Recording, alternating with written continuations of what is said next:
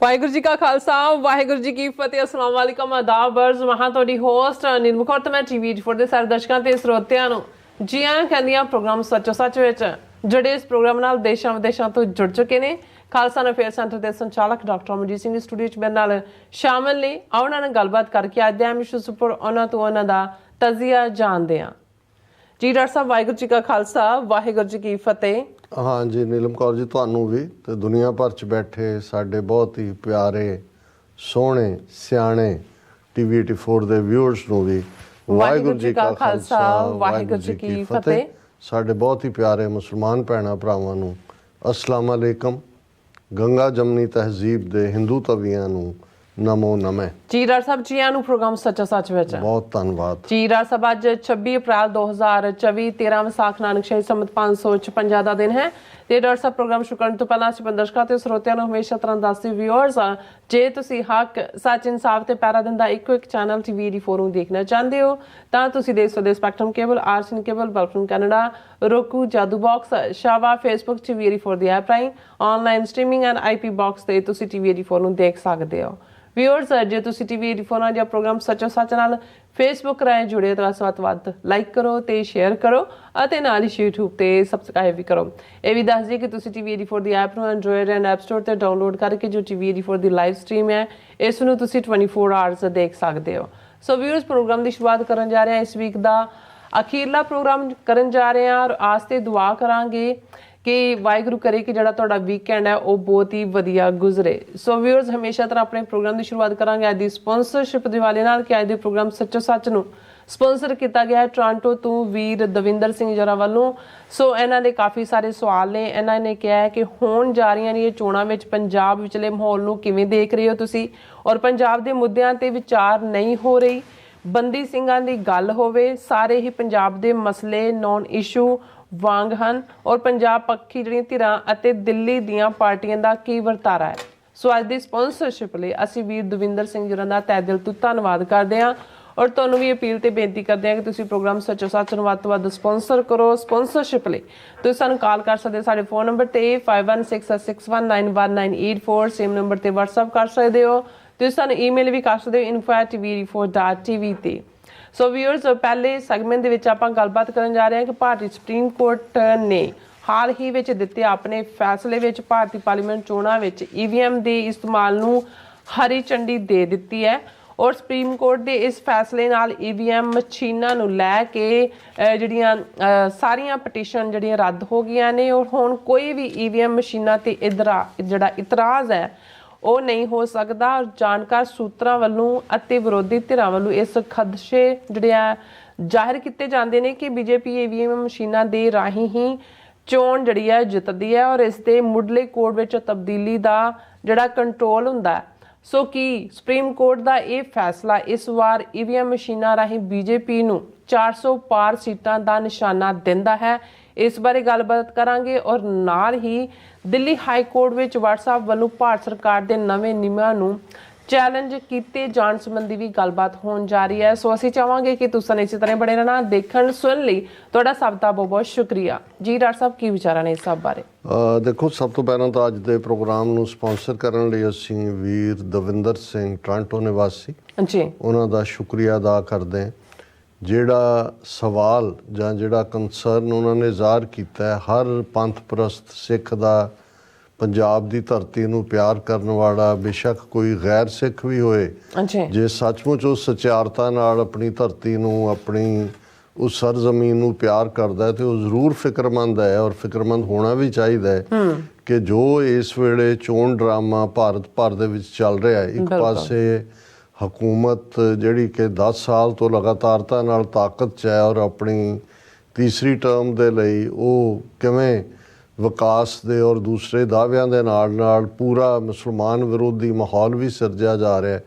ਪਰ ਪੰਜਾਬ ਦੇ ਵਿੱਚ ਜਿੱਥੇ ਅੱਜ ਹਾਲ ਇਹ ਹੈ ਕਿ ਜਿੰਨੇ ਮੁਰਦਾ ਜ਼ਮੀਰ ਤੁਹਾਨੂੰ ਸਿਆਸੀ ਲੋਕ ਅੱਡ ਧਿਰਾਂ 'ਚੋਂ ਮਿਲਣਗੇ, ਮੁਰਦਾ ਜ਼ਮੀਰ ਤਾਂ ਪਹਿਲਾਂ ਤੋਂ ਹੀ ਸੀ ਜਦੋਂ ਉਸ ਹਿੰਦੂਤਵੀ ਸਿਸਟਮ ਦੇ ਵਿੱਚ ਉਹ ਆਪਣੇ ਆਪ ਨੂੰ ਜਿਹੜਾ ਹੈ ਉਹ ਜਾਰੀ ਰੱਖ ਰਹੇ ਸੀ ਆਪਣੀਆਂ ਗਤੀਵਿਧੀਆਂ। ਪਰ ਅੱਜ ਹਾਲ ਇਹ ਹੈ ਕਿ ABC ਕਿਸੇ ਵੀ ਟੱਬਰ ਦੇ ਕਿਸੇ ਵੀ ਬੰਦੇ ਤੋਂ ਜਾਂ ਕਿਸੇ ਵੀ ਪਾਰਟੀ 'ਚ ਕਿਸੇ ਵੀ ਉੱਚ ਅਹੁਦੇ ਤੇ ਬੈਠਾ ਬੰਦਾ ਕਦੋਂ ਅਗਲੇ ਦਿਨ ਦੀ ਖਬਰ ਆਏ ਕਿ ਬੀਜੇਪੀ ਦੇ ਵਾਲਾ ਜਿਹੜਾ ਉਹ ਆਮ ਆਦਮੀ 'ਚ ਚਲਾ ਗਿਆ ਤੇ ਕਾਂਗਰਸ ਵਾਲਾ ਬੀਜੇਪੀ 'ਚ ਆ ਗਿਆ ਤੇ ਇੱਧਰਲਾ ਉੱਧਰ ਚਲਾ ਗਿਆ, ਪਿਓ ਇੱਧਰ ਚਲਾ ਗਿਆ, ਪੁੱਤਰ ਇੱਧਰ ਚਲਾ ਗਿਆ, ਨੋ ਇੱਧਰ ਚਲੀ ਗਈ। ਸੋ ਇੰਨੀ ਬੇਗੈਰਤੀ ਬਾਕੀਆਂ 'ਚ ਸਮਝ ਆ ਸਕਦਾ ਹੈ, ਯੂਪੀ, ਬਿਹਾਰ, ਦੂਜੇ ਤੀਜੇ ਕਿਸੇ ਦੇ ਮਗਰ ਈਡੀ ਲਾਈ ਹੋਈ ਹੈ, ਕਿਸੇ ਦੇ ਮਗਰ ਕੋਈ ਹੋਰ ਲਾਇਆ, ਉਹ ਪਾਰਟੀ ਛੱਡਦੇ ਨੇ ਜਾਂ ਉਹਨੂੰ ਜੁਆਇਨ ਕਰਦੇ ਨੇ। ਪਰ ਪੰਜਾਬ ਦੇ ਵਿੱਚ ਔਰ ਜਦੋਂ ਬੀਜੇਪੀ ਨੇ ਇਹ ਫੈਸਲਾ ਕੀਤਾ ਸੀ ਕਿ ਉਹ ਬਾਦਲ ਅਕਾਲੀ ਦਲ ਨੂੰ ਜਿਹੜਾ ਅਲਵਿਦਾ ਕਹਿ ਕੇ, ਜਿਹੜਾ ਉਹਨਾਂ ਦਾ ਪਤੀ ਪਤਨੀ ਦਾ ਰਿਸ਼ਤਾ ਪ੍ਰਕਾਸ਼ ਸਿੰਘ ਬਾਦਲ ਦੇ ਕਹਿਣ ਵਾਂਗੂ ਸੀ, ਭਾਵੇਂ ਇਤਿਹਾਦ ਜਾਂ ਉਹਨਾਂ ਦੇ ਨਾਲ ਸਾਂਝ ਤਾਂ 1966 ਤੋਂ ਬਾਅਦ ਹੀ, ਉਦੋਂ ਭਾਰਤੀ ਜਨਸੰਘ ਸੀ ਦਾ ਪਹਿਲਾ ਅਵਤਾਰ ਬੀਜੇਪੀ ਦਾ, ਉਹ ਇਹਨਾਂ ਦੀ ਅਕਾਲੀਆਂ ਦੀ ਸੀ, ਰਲ ਕੇ ਜਿਹੜੇ ਸਰਕਾਰ ਬਣਾਉਂਦੇ ਸੀ।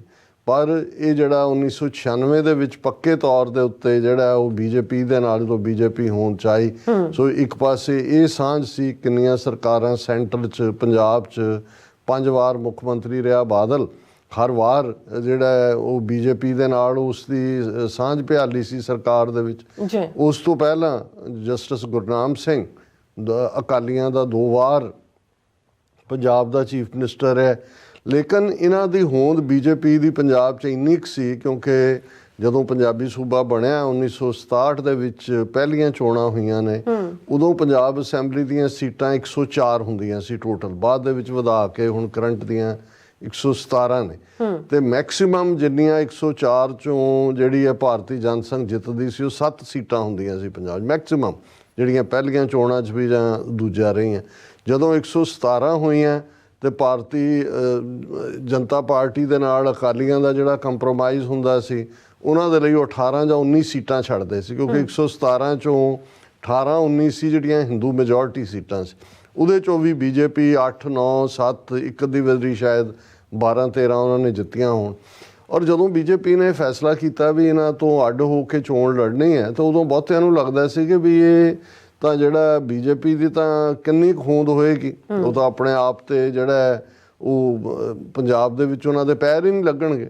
ਅੱਜ ਹਾਲਾਤ ਇਹ ਹੈ, ਬੇਸ਼ੱਕ ਪਾਰਲੀਮਾਨੀ ਚੋਣਾਂ ਦੇ ਵਿੱਚ ਬੀਜੇਪੀ ਕੋਈ ਬਹੁਤੀਆਂ ਸੀਟਾਂ ਨਾ ਕੱਢ ਸਕੇ, 2-3 ਜਿੰਨੀਆਂ ਕੁ ਉਹਨਾਂ ਦੀਆਂ ਪਹਿਲਾਂ ਸੀ ਉਨਾ ਹੀ ਹੋਣ, ਪਰ ਉਹ ਤਾਂ ਪਾਰਲੀਮਾਨੀ ਚੋਣਾਂ ਦੇ ਲਈ ਜੋ ਇਸ ਵੇਲੇ ਦਲ ਬਦਲੀਆਂ ਹੋ ਰਹੀਆਂ ਨੇ, ਤੇ ਜਿਵੇਂ ਟੱਬਰਾਂ ਦੇ ਟੱਬਰ ਜਿਹੜੇ ਸਿੱਖ ਬੈਕਗਰਾਊਂਡ ਵਾਲੇ ਸੀ ਬੀਜੇਪੀ 'ਚ ਜੁਆਇਨ ਕਰਵਾ ਰਹੇ ਨੇ, ਉਹ ਤਾਂ 3 ਸਾਲ ਬਾਅਦ 2027 'ਚ ਹੋਣ ਵਾਲੀਆਂ ਪੰਜਾਬ ਅਸੈਂਬਲੀ ਦੀਆਂ ਜਿਹੜੀਆਂ ਨੇ ਸੀਟਾਂ ਦੇ ਲਈ ਤਿਆਰੀ ਕਰ ਰਹੇ ਨੇ ਕਿ ਬੀਜੇਪੀ ਆਪਣੇ ਬਲਬੂਤੇ ਤੇ ਸਰਕਾਰ ਬਣਾਉਣ ਦੇ ਕਾਬਿਲ ਹੋਏ। ਸੋ ਕਹਿਣ ਦਾ ਮਤਲਬ ਇਹ ਹੈ ਕਿ ਜਿਵੇਂ ਇੱਕ ਪਾਸੇ ਬੀਜੇਪੀ ਦਾ ਤਿੱਖਾ ਜਿਹੜਾ ਵਿਰੋਧ ਹੈ ਮੁਸਲਮਾਨਾਂ ਪ੍ਰਤੀ, ਘੱਟ ਗਿਣਤੀਆਂ ਪ੍ਰਤੀ, ਜਾਂ ਉਹਨਾਂ ਦੀ ਜਿਹੜੀ ਫਿਰਕੂ ਨੀਤੀ ਸਾਹਮਣੇ ਆ ਰਹੀ ਹੈ, ਪੰਜਾਬ ਦੇ ਇਹਨਾਂ ਸਿੱਖ ਚਿਹਰੇ ਵਾਲਿਆਂ ਨੂੰ ਕੋਈ ਸ਼ਰਮ ਹਿਆ ਨਹੀਂ ਹੈ ਕਿ ਉਹ ਉਸ ਧਿਰ ਦੇ ਵਿੱਚ ਜਾ ਰਹੇ ਨੇ ਜਿਨ੍ਹਾਂ ਨੇ ਟੋਟਲੀ ਇਹ ਮਿੱਥਿਆ ਹੋਇਆ ਹੈ ਕਿ ਘੱਟ ਗਿਣਤੀਆਂ ਦਾ ਖਾਤਮਾ ਕਰਨਾ। ਸੋ ਇਹ ਇੱਕ ਐਸਾ ਸ਼ਰਮਨਾਕ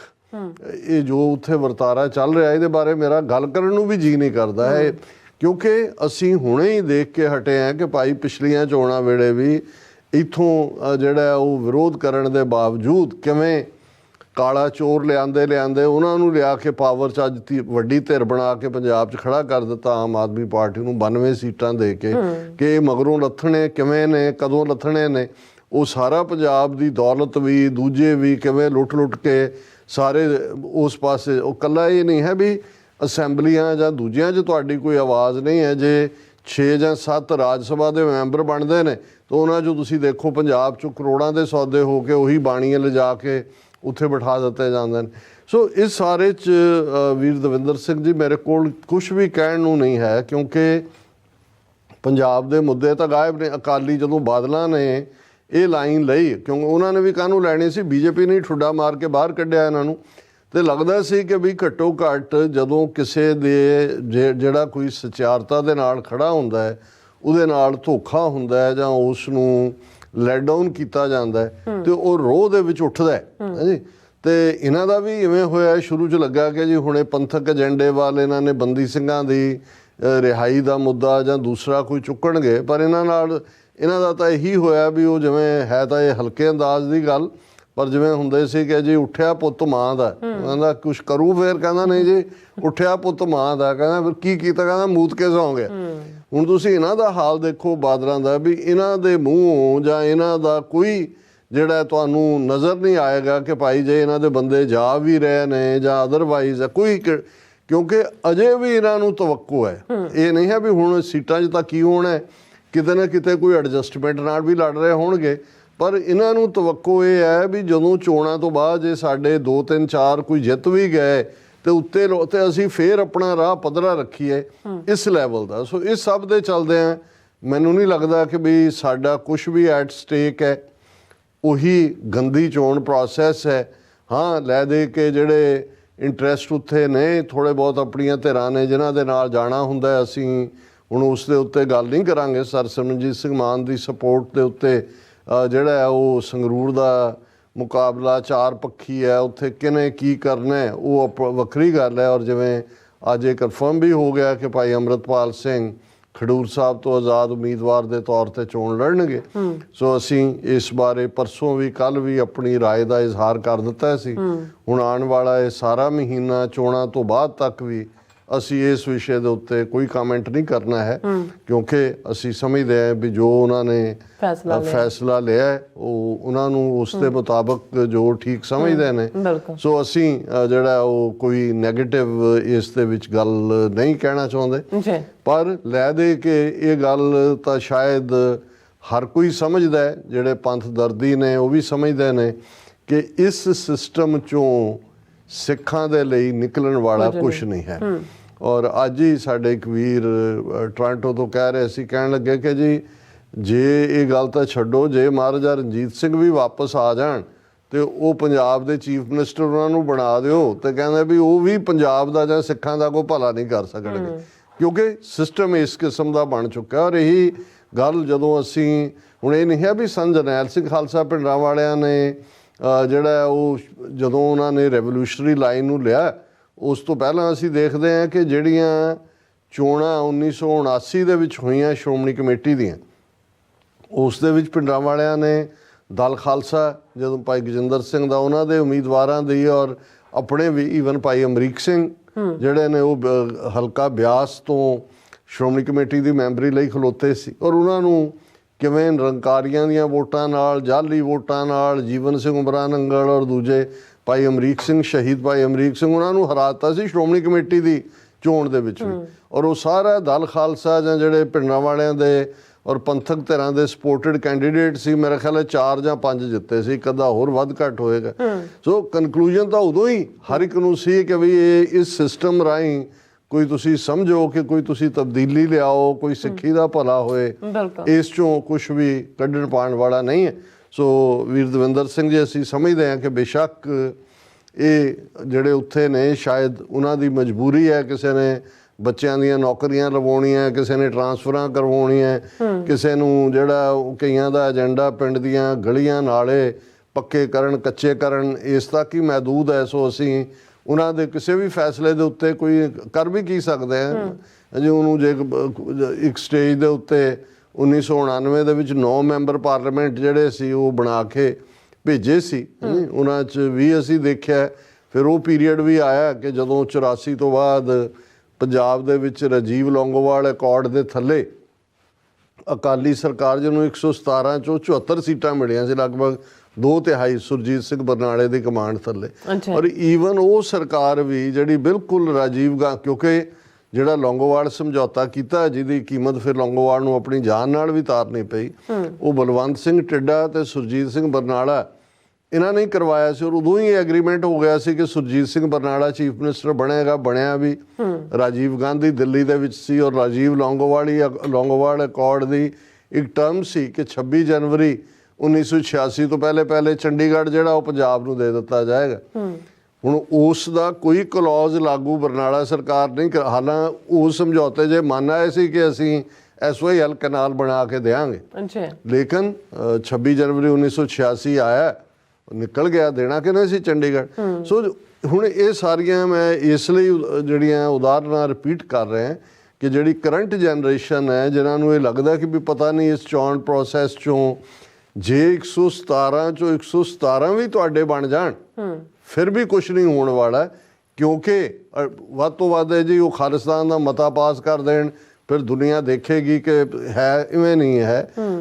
ਜੰਮੂ ਕਸ਼ਮੀਰ ਅਸੈਂਬਲੀ, ਉਹਨਾਂ ਦੀ ਤਾਂ ਆਪਣੀ ਕਨਸਟੀਟਿਊਐਂਟ ਅਸੈਂਬਲੀ ਸੀ ਜੀ, ਉਹਨਾਂ ਨੂੰ ਤਾਂ ਆਰਟੀਕਲ 370 ਥੱਲੇ ਕੋਈ ਕਾਨੂੰਨ ਭਾਰਤ ਦਾ ਜਿਹੜਾ ਉਹ ਲਾਗੂ ਹੀ ਨਹੀਂ ਸੀ ਹੋ ਸਕਦਾ। ਕਨਸਟੀਟਿਊਸ਼ਨ ਦੇ ਬੇਸਿਕ ਡਰਾਫਟ ਦੇ ਵਿੱਚ ਆਰਟੀਕਲ 370 ਸੀ, ਕਿੱਥੇ ਗਿਆ 370, ਕਿੱਥੇ ਗਿਆ 35 ਹੈ। ਜੰਮੂ ਕਸ਼ਮੀਰ ਦਾ ਸਟੇਟ ਦਾ ਐਜ਼ ਏ ਸਟੇਟ ਵੀ ਉਹਦਾ ਵਜੂਦ ਕਿੱਥੇ ਗਿਆ।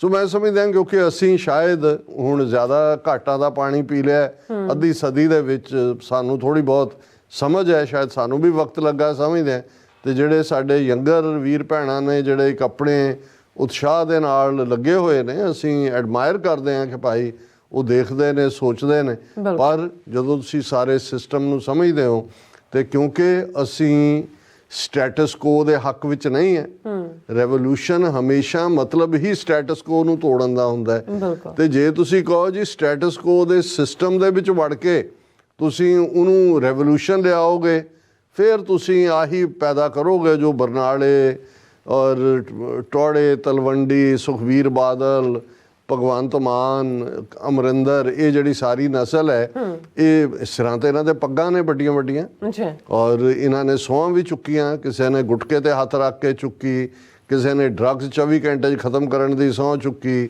ਕਿਸੇ ਨੇ ਬਹਿਬਲ ਕਲਾਂ, ਬਰਗਾੜੀ, ਬੁਰਜ ਜਵਾਹਰ ਸਿੰਘ ਵਾਲਾ ਦਾ ਇਨਸਾਫ ਲੈਣ ਦੀ। ਇਹਨਾਂ ਨੂੰ ਬਾਕੀ ਛੱਡੋ, ਭਾਵੇਂ ਉਹ ਬਿਹਾਰ ਦਾ ਜੰਮਿਆ ਜਿਹੜਾ ਉਹ ਭਈਆ ਕੁੰਵਰ ਵਿਜੇ ਪ੍ਰਤਾਪ ਸਿੰਘ, ਉਹਦੀ ਗੱਲ ਹੀ ਸੁਣ ਲਓ, MLA ਹੈ, ਉਹਨੇ ਮਤਲਬ ਪਬਲਿਕਲੀ ਇਹਨਾਂ ਨੂੰ ਸਾਰਿਆਂ ਨੂੰ ਸ਼ਰਮ ਦਿੱਤੀ। ਉਹਨੇ ਕਿਹਾ ਵੀ ਕਿੱਥੇ ਗਿਆ 2015 ਦਾ ਗੁਰੂ ਗ੍ਰੰਥ ਸਾਹਿਬ ਦੀ ਬੇਅਦਬੀ ਦਾ ਇਨਸਾਫ ਤੇ ਦੂਜੇ ਤੀਜੇ, ਕਿੱਥੇ ਗਏ ਉਹ ਲੋਕ?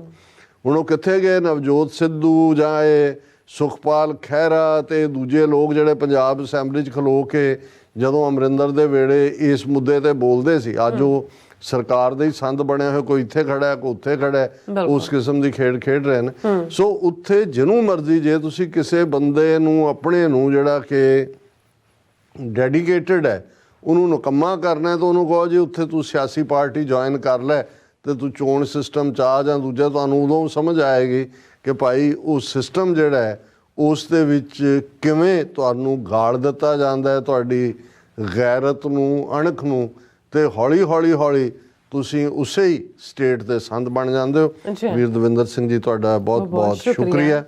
ਔਰ ਹੁਣ ਇਸ ਸਨੇਹ ਤੋਂ ਬਾਅਦ ਪੰਜਾਬ ਦੇ ਕਿਸੇ ਟੌਪਿਕ ਦੀ ਅੱਜ ਗੱਲ ਕਰਨ ਦੀ ਲੋੜ ਨਹੀਂ ਰਹੀ। ਔਰ ਅਸੀਂ ਇਹ ਵੀ ਦੱਸ ਦਈਏ ਕਿ ਜਿਹੜੀ ਇਤਿਹਾਸਕ ਪੈਰੇਡ ਨਿਊਯਾਰਕ ਸਿੱਖ ਡੇ ਪੈਰੇਡ, ਜਿਸ ਦਾ ਅਸੀਂ ਹਮੇਸ਼ਾ ਫਖਰ ਕਰਦੇ ਹਾਂ ਦੋ ਕਾਰਨਾਂ ਕਰਕੇ। ਇੱਕ ਤਾਂ ਇਹ ਯੂਨੀਕ ਪੈਰੇਡ ਹੈ ਜਿਹੜੀ ਰਿਬੈਲੀਅਨ 'ਚੋਂ ਪੈਦਾ ਹੋਈ, ਵਿਦਰੋਹ 'ਚੋਂ, ਔਰ ਇੰਡੀਆ ਡੇ ਪੈਰੇਡ ਜਿਹੜੀ ਇੱਥੇ ਕਈ ਦਹਾਕਿਆਂ ਤੋਂ ਚੱਲਦੀ ਸੀ ਔਰ ਉਸ ਦੇ ਵਿੱਚ ਸਿੱਖ ਵੀ ਬੜੇ ਫਖਰ ਨਾਲ ਸ਼ਾਮਲ ਹੁੰਦੇ ਸੀ। ਜੂਨ 84 ਦੇ ਘੱਲੂਘਾਰੇ ਨੇ ਜਿੱਥੇ ਫਾਈਨਲ ਉਹ ਇੱਕ ਵਾਟਰਸ਼ੈਡ ਬਣੀ ਸਿੱਖ ਕੌਮ ਔਰ ਭਾਰਤੀ ਸਟੇਟ ਦੇ ਰਿਸ਼ਤਿਆਂ ਦੇ ਵਿੱਚ, ਉਸ 'ਚ ਸਿੱਖ ਨੌਜਵਾਨ, ਕਿਉਂਕਿ 84 ਜੂਨ ਘੱਲੂਘਾਰਾ ਹੋ ਕੇ ਹਟਿਆ ਸੀ ਤੇ 15 ਅਗਸਤ ਨੂੰ ਇਹਨਾਂ ਦੀ ਆਜ਼ਾਦੀ ਪੈਰੇਡ ਹੁੰਦੀ ਹੈ। ਸੋ ਨਿਊਯਾਰਕ ਦੇ ਸਿੱਖ ਨੌਜਵਾਨਾਂ ਨੇ ਇੱਕ ਬਹੁਤ ਵੱਡਾ ਐਕਸ਼ਨ, ਜਿਹੜਾ ਮੈਂ ਸਮਝਦਾ ਵੀ ਜੂਨ ਤੋਂ ਅਗਸਤ ਤੱਕ ਪਹੁੰਚਦਿਆਂ ਕਿਵੇਂ ਉਹਨਾਂ ਨੇ ਗੁਪਤ ਰੱਖਿਆ, ਪਰ ਰੱਖਿਆ ਗੁਪਤ। ਪਤਾ ਉਦੋਂ ਹੀ ਲੱਗਾ ਜਦੋਂ ਅਸਮਾਨਾਂ ਤੇ ਹੈਲੀਕਾਪਟਰ ਆ ਗਏ ਤਾਂ ਘੋੜ ਚੜੀ ਪੁਲਿਸ ਤੇ ਦੂਜੀ, ਕਿਉਂਕਿ ਉਹਨਾਂ ਨੇ ਕਿਹਾ ਜੇ ਪਹਿਲਾਂ ਧਮਕੀ ਦੇ ਦਿੱਤੀ ਤੇ ਸ਼ਾਇਦ ਕੈਂਸਲ ਨਾ ਕਰ ਦੇਣ ਤੇ ਜਾਂ ਕੋਈ ਹੋਰ ਨਾ ਕਰ। ਹਾਲਾਂ ਅਲਰਟ ਤਾਂ ਉਹ ਸੀਗੇ, ਲੇਕਿਨ ਜਿਵੇਂ ਉਹਨਾਂ ਨੇ ਸਿੰਘਾਂ ਨੇ ਕਮਾਂਡੋ ਆਪਰੇਸ਼ਨ ਕੀਤਾ, ਪਹਿਲੇ ਫਲੋਟ ਤੋਂ ਲੈ ਕੇ ਅਖੀਰਲੇ ਸਭ ਉਲਟਾਲ ਟੂ ਦਿੱਤੇ ਔਰ ਬੁਰਾ ਹਾਲ, ਬੌਂਕੇ ਦਿਹਾੜੇ, ਕੋਈ ਕਿਤੇ ਨੂੰ ਮੂੰਹ ਦੌੜਿਆ, ਕਿਤੇ ਹਾਲਾਂ ਗ੍ਰਿਫਤਾਰੀਆਂ ਹੋਈਆਂ, ਸਫ਼ਰ ਵੀ ਕੀਤਾ ਕੁਛ ਨੇ ਉਹਨਾਂ 'ਚ ਬਹੁਤ ਸਾਰੇ ਜਿਹੜੇ, ਲੇਕਿਨ ਕੁਛ ਜਿਹੜੇ ਨੇ ਉਹ ਬਚ ਕੇ ਵੀ ਨਿਕਲੇ। ਇਲੀਗਲ ਉਹਨਾਂ ਜ਼ਮਾਨੇ ਤਾਂ ਜੇ ਅਸਾਈਲਮ ਦਾ ਬਹੁਤਾ ਰਿਵਾਜ ਹੀ ਨਹੀਂ ਸੀ, ਉਹ ਤਾਂ ਬਹੁਤਾ ਕੀ ਹੈ ਹੀ ਨਹੀਂ ਸੀ ਅਸਾਈਲਮ। ਸੋ ਉਸ ਸਾਰੇ ਦੇ ਥੱਲੇ ਫਿਰ ਕੱਲਾ ਇਹ ਨਹੀਂ, ਉਹ ਤਾਂ ਉਹਨਾਂ ਨੇ ਰੋਹ ਆਪਣਾ ਦਿਖਾ ਦਿੱਤਾ, ਲੇਕਿਨ ਉਹਨਾਂ ਨੇ ਕਿਹਾ ਕਿ ਵੀ ਹੁਣ ਇਹਦਾ ਜਵਾਬ ਹੈ ਕਿ ਅਸੀਂ ਆਪਣੀ ਸਿੱਖ ਡੇ ਪੈਰੇਡ ਕੱਢਾਂਗੇ। ਉਹ ਭਾਵੇਂ ਇਸ ਗੱਲ ਨੂੰ ਜਿਹੜਾ ਹੈ ਉਹ ਅਗੇਨ ਕੁਛ ਵਕਤ ਲੱਗਾ ਔਰ ਨਤੀਜੇ ਦੇ ਤੌਰ ਤੇ ਜਿਹੜਾ 4 ਸਾਲ ਬਾਅਦ ਆਲਮੋਸਟ 88 ਦੇ ਵਿੱਚ ਜਿਹੜੀ ਆ ਉਹਨਾਂ ਨੇ ਪਹਿਲੀ ਸਿੱਖ ਡੇ ਪੈਰੇਡ ਕੱਢੀ। ਸੋ ਇਹ ਪਹਿਲਾ ਇਸ ਦਾ ਯੂਨੀਕ ਜਿਹੜਾ ਫੈਕਟਰ ਹੈ। ਦੂਸਰਾ ਇਹ ਕਿ ਹੁਣ ਅਸੀਂ ਦੇਖ ਰਹੇ ਹਾਂ ਅਮਰੀਕਾ, ਕੈਨੇਡਾ, ਯੂਰਪ ਯੂਕੇ ਸਾਰੇ ਪਾਸੇ ਸਿੱਖ ਡੇ ਪੈਰੇਡਸ ਹੁੰਦੀਆਂ ਨੇ। ਪਤਾ ਨਹੀਂ ਬਾਕੀ ਯੂਕੇ ਜਾਂ ਦੂਜੇ 'ਚ ਉਹਨਾਂ ਨੂੰ ਕਿਹੜੇ ਰਾਊਟ ਮਿਲਦੇ ਨੇ ਜਾਂ ਕੀ ਹੈ। ਇੱਕ ਸ਼ਾਇਦ ਜੂਨ 84 ਦੀ ਉਹ ਡਾਊਨਿੰਗ ਸਟਰੀਟ ਤੱਕ ਜਾਂਦੀ ਹੈ। ਪਰ ਅਮਰੀਕਾ ਦੇ ਵਿੱਚ ਮੈਨਹਟਨ ਜਿਹੜਾ ਜ਼ਾਹਰ ਹੈ ਕਮਰਸ਼ੀਅਲ ਕੈਪੀਟਲ ਹੈ, ਇਕੱਲੇ ਅਮਰੀਕਾ ਦੀ ਨਹੀਂ ਦੁਨੀਆ ਦੀ, ਔਰ ਜਿਹੜਾ ਸਟੈਂਡਰਡ ਰਾਊਟ, ਕਿਉਂਕਿ ਹੋਰ ਤਾਂ ਬਹੁਤ ਸਾਰੇ ਗੁਰਦੁਆਰਿਆਂ 'ਚ ਜਿਹੜੀਆਂ ਪੈਰੇਡਸ ਨੇ ਜਾਂ ਦੂਜੇ ਨੇ ਉਹ ਗੁਰਦੁਆਰੇ ਤੋਂ ਸ਼ੁਰੂ ਹੋ ਕੇ ਚੱਕਰ ਲਾ ਕੇ ਚੌਂਕਾਂ ਜਾਂ ਦੂਜਿਆਂ ਦਾ ਹੀ ਵਾਪਸ ਆ ਜਾਂਦਾ ਹੈ। ਇਹ ਇੱਕ ਐਸੀ ਪੈਰੇਡ ਹੈ ਜਿਹਦਾ ਉਹ ਰਾਊਟ ਹੈ ਜਿੱਥੋਂ ਕਿ ਬਾਕੀ ਮੁਲਕਾਂ ਦੀਆਂ ਨੈਸ਼ਨਲ ਡੇ ਪੈਰੇਡਸ ਨਿਕਲਦੀਆਂ, ਜਿਵੇਂ ਇੰਡੀਆ ਡੇ ਜਾਂ ਪਾਕਿਸਤਾਨ ਡੇ ਜਾਂ ਬਾਕੀ ਮੁਲਕਾਂ ਦੀਆਂ। ਸੋ ਉਸ ਜ਼ਮਾਨੇ 'ਚ 88 'ਚ ਸਿੱਖ ਡੇ ਪੈਰੇਡ ਦਾ ਐਸਟੈਬਲਿਸ਼ ਹੋਣਾ ਆਪਣੇ ਆਪ ਦੇ ਵਿੱਚ ਇੱਕ ਹੋਰ ਵੀ ਅਹਿਮੀਅਤ ਵਾਲੀ ਗੱਲ ਸੀ ਕਿ ਉਸ ਰਾਊਟ ਦੇ ਉੱਤੇ ਹੀ ਇਹ ਪੈਰੇਡ ਜਾਂਦੀ ਹੈ। ਇੱਕ ਤਾਂ ਫੁੱਲ ਵਿਊ ਹੁੰਦਾ, ਔਰ ਜਦੋਂ ਦੀਪ ਸਿੱਧੂ ਉਸ ਮੈਨਹਟਨ ਦੀ ਪੈਰੇਡ ਦੇ ਸ਼ਾਰਟਸ ਜਾਂ ਉਹਨਾਂ ਦਾ ਇਹ ਦੇਖ ਕੇ ਗੱਲ ਕਰਦਾ ਸੀ ਕਿ ਭਾਈ ਜੇ ਨਿਊਯਾਰਕ ਦੀ ਉਸ ਕਮਰਸ਼ੀਅਲ ਹੱਬ ਦੇ ਵਿੱਚ ਮੈਨਹਟਨ 'ਚ ਖਾਲਿਸਤਾਨ ਜ਼ਿੰਦਾਬਾਦ ਹੋ ਸਕਦਾ ਹੈ ਤੇ ਸਾਡੀ ਆਪਣੀ ਧਰਤੀ ਤੇ ਕਿਉਂ ਨਹੀਂ ਹੋ ਸਕਦਾ। ਸੋ ਇਹ ਵੀ ਇਸ ਦੀ ਇੱਕ ਵੱਡੀ ਅਹਿਮੀਅਤ ਹੈ।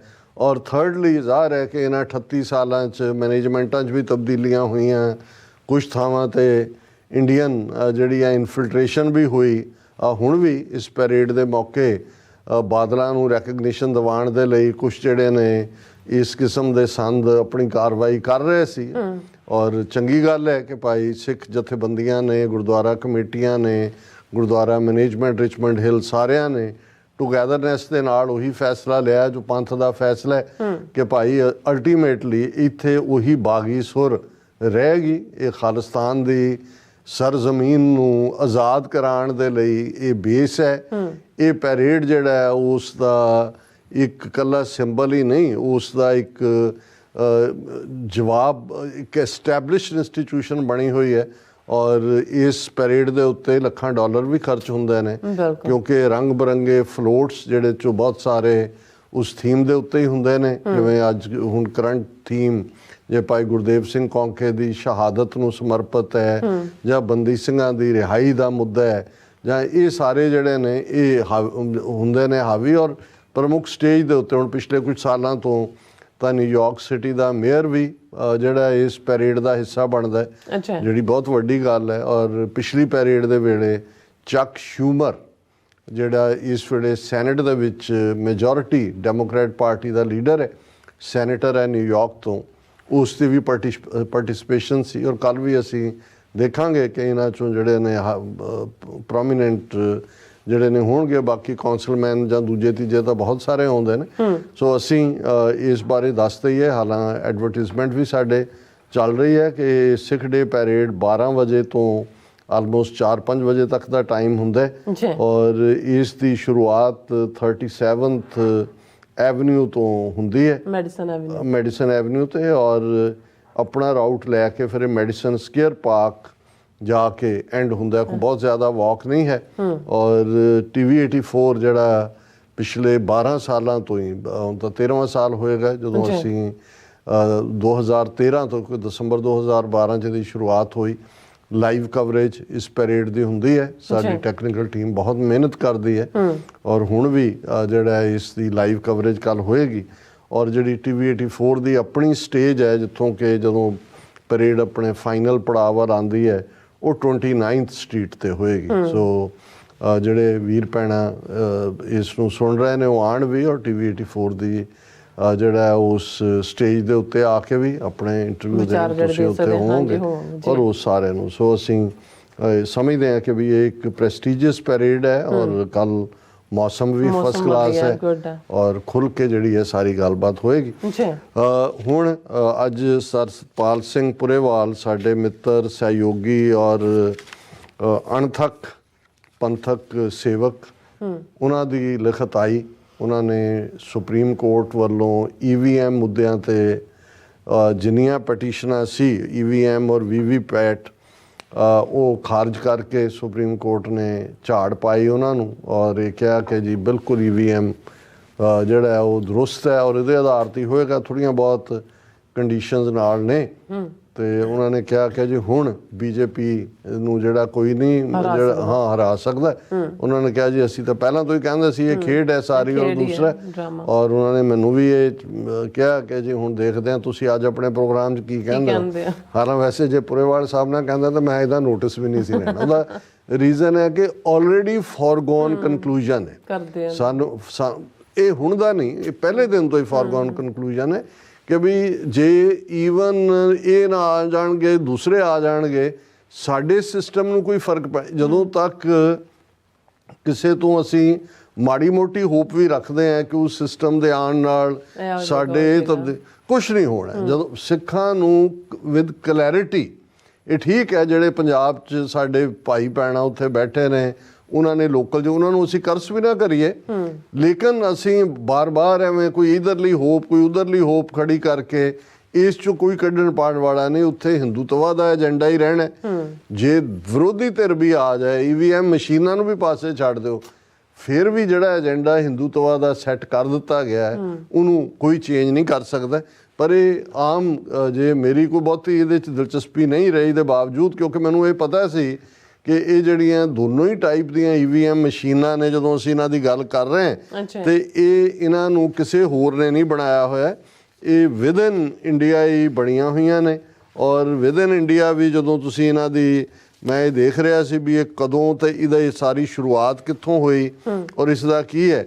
ਹੁਣ 1977 ਦੇ ਵਿੱਚ ਸਭ ਤੋਂ ਪਹਿਲਾਂ ਜਿਹੜਾ ਚੀਫ ਇਲੈਕਸ਼ਨ ਕਮਿਸ਼ਨਰ ਸੀ SL ਸ਼ੱਕਦਾਰ, ਉਹਨੇ ਇਹ ਸੁਝਾਅ ਦਿੱਤਾ ਸੀ ਕਿ ਜੀ ਇਹ ਜਿਹੜੀਆਂ ਪੇਪਰ ਬੈਲਟਸ ਨੇ ਉਹ ਢੋਆ ਢੁਆਈ 'ਚ ਖਰਚ ਹੁੰਦਾ ਹੈ, ਉਹ ਅਨਪੜ੍ਹਾਂ ਨੂੰ ਪਤਾ ਨਹੀਂ ਲੱਗਦਾ ਕੋਈ ਦੂਜਾ, ਤੇ ਅਸੀਂ ਕਿਉਂ ਨਾ ਇਸ ਨੂੰ ਜਿਹੜਾ ਇਹਦੇ ਰਾਹੀਂ, ਕਿਉਂਕਿ ਜਦੋਂ ਅਸੀਂ EVM ਕਹਿੰਦੇ ਇਹਦਾ ਐਬਰੀਵੇਸ਼ਨ ਹੈ ਇਲੈਕਟ੍ਰੋਨਿਕ ਵੋਟਿੰਗ ਮਸ਼ੀਨ, ਇਹ EVM ਦਾ ਹੈ ਕਿ ਭਾਈ ਇਸ ਨੂੰ ਜਿਹੜਾ ਮਸ਼ੀਨਾਂ ਰਾਹੀਂ ਕੀਤਾ ਜਾਏ। ਸੋ 1977 ਦੇ ਵਿੱਚ ਇਹ ਪਹਿਲਾ ਆਈਡੀਆ ਉਹਨੇ SL ਸ਼ੱਕਦਾਰ ਨੇ ਦਿੱਤਾ ਔਰ ਫਿਰ 1980-81 ਤੱਕ ਪਹੁੰਚਦੇ ਆ। ਹੁਣ 1977 ਦਾ ਮਤਲਬ ਇਹ ਹੈ, ਇਹ ਉਹ ਪੀਰੀਅਡ ਹੈ ਜਦੋਂ ਕਿ ਅਜੇ ਇੰਦਰਾ ਗਾਂਧੀ ਪਾਵਰ 'ਚ ਹੈ। ਔਰ ਇਹ ਬੇਸ਼ੱਕ ਇੰਦਰਾ ਗਾਂਧੀ ਨੇ ਜਦੋਂ ਐਮਰਜੈਂਸੀ ਲਾਈ, ਜਦੋਂ ਜੋ ਉਹਨੂੰ ਲੱਗਾ ਕਿ ਵੀ ਇਹ ਵੋਟਾਂ ਵਾਟਾਂ ਵਾਲੇ ਕੰਮ ਦਾ ਵੀ ਮਸ਼ੀਨਾਂ ਵਾਲਾ ਕੰਮ ਕਰੋ, ਪੱਕੇ ਤੌਰ ਤੇ ਹੀ ਤੁਹਾਡਾ ਕੰਟਰੋਲ ਹੋ ਜਾਏ, ਜਿਹਨੂੰ ਮਰਜ਼ੀ ਤੁਸੀਂ ਜਿਹੜਾ ਉਹ ਆਪਣੇ ਕੈਂਡੀਡੇਟ ਨੂੰ ਜਿਤਾ ਦਿਓ। ਸੋ ਇਹ ਵੀ ਸਮਝਣਾ ਇੰਪੋਰਟੈਂਟ ਹੈ ਕਿ 1977 'ਚ ਜਦੋਂ ਕਿ ਐਮਰਜੈਂਸੀ ਲੱਗੀ ਹੋਈ ਹੈ ਉਦੋਂ ਇਹ ਆਈਡੀਆ EVM ਦਾ ਦਿੱਤਾ ਜਾਂਦਾ ਹੈ। ਫਿਰ 1980-81 ਪੀਰੀਅਡ 'ਚ ਜਦੋਂ ਇੰਦਰਾ ਗਾਂਧੀ ਵਾਪਸ ਪਾਵਰ 'ਚ ਆਉਂਦੀ ਹੈ, ਉਦੋਂ ਤਾਂ 78 ਜਨਤਾ ਪਾਰਟੀ ਦੀ ਗਵਰਨਮੈਂਟ ਬਣ ਜਾਂਦੀ, ਜਦੋਂ ਵਾਪਸ ਪਾਵਰ 'ਚ ਆਉਂਦੀ ਹੈ ਫਿਰ ECIL ਤੇ BEL ਇਹ ਜਿਹੜੀਆਂ ਨੇ ਇਹਨਾਂ ਵੱਲੋਂ EVM ਮਸ਼ੀਨਾਂ ਬਣਾ ਦਿੱਤੀਆਂ ਜਾਂਦੀਆਂ। ਇਹ ਦੋਨੋਂ ਹੀ ਭਾਰਤ ਦੀਆਂ ਕੰਪਨੀਆਂ ਨੇ, ਇੱਕ ਜਿਹੜੀ ਹੈ ਉਹ ਡਿਫੈਂਸ ਮਿਨਿਸਟਰੀ ਨਾਲ ਸੰਬੰਧਿਤ ਹੈ, ਦੂਸਰੀ ਐਟੋਮਿਕ ਐਨਰਜੀ ਕਮਿਸ਼ਨ ਦੇ ਨਾਲ ਹੈ। ਹੁਣ ਜ਼ਾਹਰ ਹੈ ਕਿ ਵੀ ਜੇ ਤਾਂ ਇਹ ਹੋਏ ਕਿ ਆਪਰੇਟਰ ਕੋਈ ਹੋਰ ਨੇ, ਕੋਈ ਹੋਰ ਅਬਜ਼ਰਵਰ ਨੇ ਬਾਹਰੋਂ ਬਣੀਆਂ, ਹੁਣ ਜੇ ਉਹਨਾਂ ਦੀ ਡਿਫੈਂਸ ਮਿਨਿਸਟਰੀ ਜਾਂ ਉਹਨਾਂ ਦੀ ਐਟੋਮਿਕ ਐਨਰਜੀ ਕਮਿਸ਼ਨ ਦੇ ਜਿਹੜੀ ਵੀ ਕੋਈ ਬ੍ਰਾਂਚ ਆ ਉਹ ਬਣਾਉਂਦੇ ਨੇ, ਜਿਹਨਾਂ ECIL ਤੇ BEL ਨੇ 1980-81 ਦੇ ਵਿੱਚ, ਇਹ ਵੀ ਇੰਦਰਾ ਗਾਂਧੀ ਦਾ ਦੌਰ ਹੈ। 1982 'ਚ ਪਹਿਲੀ ਵਾਰ ਇਸ ਦਾ ਇਸਤੇਮਾਲ ਕੇਰਲਾ ਦੇ ਪਾਰੂਰ ਵਿਧਾਨ ਸਭਾ ਉਪ ਚੁਣਾਵ 'ਚ ਹੋਇਆ 50 ਬੂਥਾਂ ਦੇ ਉੱਤੇ। ਪਰ 1984 ਤੱਕ ਪਹੁੰਚਦਾ, ਹੁਣ ਇਹ ਸਾਰਾ ਪੀਰੀਅਡ ਹੈ ਕਿ ਇੰਦਰਾ ਗਾਂਧੀ ਦੀ ਹਕੂਮਤ ਹੈ। ਸੋ ਇਹਦਾ ਬਣਾਉਣ ਦਾ ਆਈਡੀਆ ਹੋਂਦ 'ਚ ਆਉਣਾ ਔਰ ਇਹਦੀ ਜਿਹੜੀ ਵਰਤੋਂ ਹੈ ਉਹ ਉਸ ਪੀਰੀਅਡ ਦੇ ਵਿੱਚ ਹੀ ਹੋਈ। 1984 'ਚ ਸੁਪਰੀਮ ਕੋਰਟ ਨੇ ਪਾਬੰਦੀ ਲਾਤੀ EVM ਤੇ। ਉਹਨਾਂ ਨੇ ਕਿਹਾ ਜੀ ਜਿਹੜਾ ਤੁਹਾਡਾ ਪਬਲਿਕ ਰਿਪਰੈਜ਼ੈਂਟੇਸ਼ਨ ਐਕਟ ਹੈ 1951 ਦਾ, ਉਹਦੇ ਥੱਲੇ ਜਿਹੜਾ ਸਿਸਟਮ ਹੈ ਉਹਦਾ ਤੁਸੀਂ ਚੇਂਜ ਨਹੀਂ ਕਰ ਸਕਦੇ ਜਦੋਂ ਤੱਕ ਤੁਸੀਂ ਬੇਸਿਕ ਲਾਅ ਨਾ ਬਦਲੋ। ਫਿਰ 1988 ਦੇ ਵਿੱਚ ਜਿਹੜਾ ਪਬਲਿਕ ਰਿਪਰੈਜ਼ੈਂਟੇਸ਼ਨ ਐਕਟ ਸੀ ਇਸ ਦੇ ਵਿੱਚ ਸੰਸ਼ੋਧਨ ਕੀਤਾ ਗਿਆ, ਅਮੈਂਡਮੈਂਟ ਸੋਧ ਕੀਤੀ ਗਈ ਤੇ 15 ਮਾਰਚ 1999 ਨੂੰ ਜਿਹੜਾ EVM ਦੇ ਇਸਤੇਮਾਲ ਦਾ ਦਰਵਾਜ਼ਾ ਖੋਲ੍ਹਿਆ ਗਿਆ। ਹੁਣ ਇਹ ਰਾਜੀਵ ਗਾਂਧੀ ਦਾ ਟਾਈਮ ਹੈ। 218 'ਚ ਜਿਹੜਾ ਸੁਪਰੀਮ ਕੋਰਟ ਨੇ ਜਿਹੜੀ ਹੈ ਉਹ ਪੈਟੀਸ਼ਨ ਰੱਦ ਕਰ ਦਿੱਤੀ ਕਿ ਜੀ ਥਰੂ ਬੈਲਟ ਪੇਪਰ ਇਹ ਕੀਤਾ ਜਾਏ। ਸੋ ਇਹ ਇਹਦਾ ਬੇਸਿਕਲੀ EVM ਦਾ ਇਤਿਹਾਸ ਹੈ। ਔਰ ਹੁਣ ਇਹਦੇ ਖਿਲਾਫ ਕਿ ਵੀ ਇਹ EVM ਮਸ਼ੀਨਾਂ ਜਿਹੜੀਆਂ ਨੇ ਇਹਨਾਂ 'ਚ ਜਿਹੜੀਆਂ, ਕਿਉਂਕਿ ਡਿਫੈਂਸ ਮਿਨਿਸਟਰੀ ਔਰ ਉਹੀ ਬਣਾਉਣ ਵਾਲਿਆਂ ਨੇ ਕੋਡ ਹੋਏਗਾ, ਔਰ ਇਹ ਵੀ ਆਮ ਸੀ ਕਿ ਜੀ ਫਲਾਣੀ ਥਾਂ ਤੇ ਕਈਆਂ ਨੇ, ਇੱਕ ਦੋ ਉਹਨਾਂ 'ਚੋਂ ਅਮਰੀਕਾ ਭੱਜ ਕੇ ਆਏ ਜਿਨ੍ਹਾਂ ਨੇ ਦੱਸਿਆ ਕਿ ਵੀ ਤੁਸੀਂ ਜਿਹੜਾ ਮਰਜ਼ੀ ਬਟਨ ਦੱਬੋ, ਜਿਹੜੀ ਪਾਰਟੀ ਨੇ ਉਹਦਾ ਕੋਡ ਕੰਟਰੋਲ ਕੀਤਾ ਹੋਇਆ, ਵੋਟ ਜਾ ਕੇ ਉਹਦੇ ਖਾਤੇ 'ਚ ਪੈ ਗਈ। ਹੁਣ ਇਹ ਜਿਹੜੀਆਂ EVM ਦੇ ਖਿਲਾਫ ਪੈਟੀਸ਼ਨਸ ਹੋਈਆਂ 2001 'ਚ ਮਦਰਾਸ ਹਾਈ ਕੋਰਟ 'ਚ ਹੋਈ, 2002 'ਚ ਕੇਰਲਾ ਹਾਈ ਕੋਰਟ 'ਚ ਪੈਟੀਸ਼ਨ ਹੋਈ, 2004 'ਚ ਦਿੱਲੀ ਹਾਈ ਕੋਰਟ 'ਚ ਹੋਈ, ਫਿਰ 2004 'ਚ ਕਰਨਾਟਕਾ ਹਾਈ ਕੋਰਟ 'ਚ ਵੀ ਹੋਈ, ਬੰਬੇ ਦੇ ਨਾਗਪੁਰ ਬੈਂਚ 'ਚ ਹੋਈ, 2017 ਦੇ ਵਿੱਚ ਉੱਤਰਾਖੰਡ ਹਾਈ ਕੋਰਟ 'ਚ ਹੋਈ, ਔਰ 2017 'ਚ ਸੁਪਰੀਮ ਕੋਰਟ 'ਚ ਹੋਈ। ਹੁਣ 2001 ਤੋਂ 17 ਸਾਲ ਸੁਪਰੀਮ ਕੋਰਟ ਤੱਕ ਇਹਨੂੰ ਪਹੁੰਚਣ 'ਚ ਲੱਗੇ ਕਿ ਵੀ ਇਹ ਹੋਏਗਾ, ਔਰ ਜਦੋਂ ਤੱਕ ਇਹ ਇਸ ਦੇ ਉੱਤੇ ਪਹੁੰਚਦੀ ਹੈ ਇਸ ਦਾ ਨਤੀਜਾ ਜਿਹੜਾ ਉਹ ਸਾਹਮਣੇ। ਸੋ ਹੁਣ ਜਿਹੜਾ ਜੇ ਅਬ ਕੀ ਬਾਰ 400 ਪਾਰ, ਜੇ ਮੋਦੀ ਨੇ ਕਿਹਾ, ਔਰ ਅੱਜ ਹੀ ਉਹਨਾਂ ਦੇ ਲਾ ਮਿਨਿਸਟਰ ਨੇ ਕਿਹਾ, ਦੇਖੋ ਸੁਪਰੀਮ ਕੋਰਟ ਨੇ ਵਿਰੋਧੀਆਂ ਦੇ ਸਾਰੇ ਸ਼ੰਕੇ ਦੂਰ ਕਰਤੇ ਔਰ ਸੱਚ ਦਾ ਪਰਦਾ ਜਿਹੜਾ ਉਹ ਸਾਹਮਣੇ ਆ ਗਿਆ ਕਿ ਭਾਈ ਅਲਟੀਮੇਟਲੀ ਕੀ ਹੈ, ਔਰ ਇਸ ਦੇ ਉੱਤੇ ਜਿਹੜੇ ਉਹਦੇ ਬਾਕੀ ਟੈਕਨੀਕੈਲਿਟੀ ਹੈ ਕਿ ਭਾਈ ਇਹਦੇ 3 ਹਿੱਸੇ ਹੁੰਦੇ ਨੇ ਮਸ਼ੀਨਾਂ ਦੇ। ਇੱਕ ਜਿਹੜੀ ਹੈ ਇਲੈਕਟ੍ਰੋਨਿਕ ਵੋਟਿੰਗ ਮਸ਼ੀਨ ਹੈ, ਜਿਹੜੀ ਸਧਾਰਨ ਬੈਟਰੀ ਤੇ ਚੱਲਣ ਵਾਲੀ ਇੱਕ ਮਸ਼ੀਨ ਹੈ, ਜਿਹੜੀ ਕਿ ਤੁਸੀਂ ਜਦੋਂ ਵੋਟਾਂ ਦਰਜ ਕਰਾਉਂਦੇ ਹੋ ਤੇ ਗਿਣਤੀ ਵੀ 3 ਹਿੱਸੇ ਦੇ ਹੁੰਦੇ ਨੇ। ਇੱਕ ਕੰਟਰੋਲ ਯੂਨਿਟ ਹੈ, ਉਹਨੂੰ CU ਕਹਿੰਦੇ ਨੇ, ਦੂਸਰੀ ਬੈਲਟਿੰਗ ਯੂਨਿਟ ਹੈ, ਤੇ ਇਹਨਾਂ ਦੋਨਾਂ ਮਸ਼ੀਨਾਂ ਦੇ ਨਾਲ 5 ਮੀਟਰ ਦੀ ਇੱਕ ਲੰਬੀ ਤਾਰ ਜੁੜੀ ਹੁੰਦੀ ਹੈ, ਤੇ ਤੀਸਰੇ ਹਿੱਸੇ ਨੂੰ VVPAT ਕਹਿੰਦੇ ਨੇ, ਜਿਸ ਦਾ ਮਤਲਬ ਹੈ ਵੋਟਰ ਵੈਰੀਫੀਏਬਲ ਪੇਪਰ ਆਡਿਟ ਟ੍ਰੇਲ। ਇਹ ਇਸ ਦਾ ਪੂਰਾ ਹੈ। ਔਰ ਇਹ ਜਿਹੜਾ ਇਸ ਨੂੰ ਜਿਵੇਂ ਮੈਂ ਦੱਸਿਆ ਕਿ ਵੀ ਡਿਫੈਂਸ ਮਿਨਿਸਟਰੀ ਔਰ ਐਟੋਮਿਕ ਐਨਰਜੀ ਕਮਿਸ਼ਨ ਨੇ ਬਣਾਇਆ, ਉਹਦੇ ਨਾਲ ਜੁੜਿਆ ਹੁੰਦਾ ਹੈ, ਔਰ ਕਿੰਨੀਆਂ ਵੋਟਾਂ ਇੱਕੋ ਵੇਲੇ ਜਿਹੜੀ ਹੈ ਉਹ ਪੈ ਸਕਦੀਆਂ ਨੇ।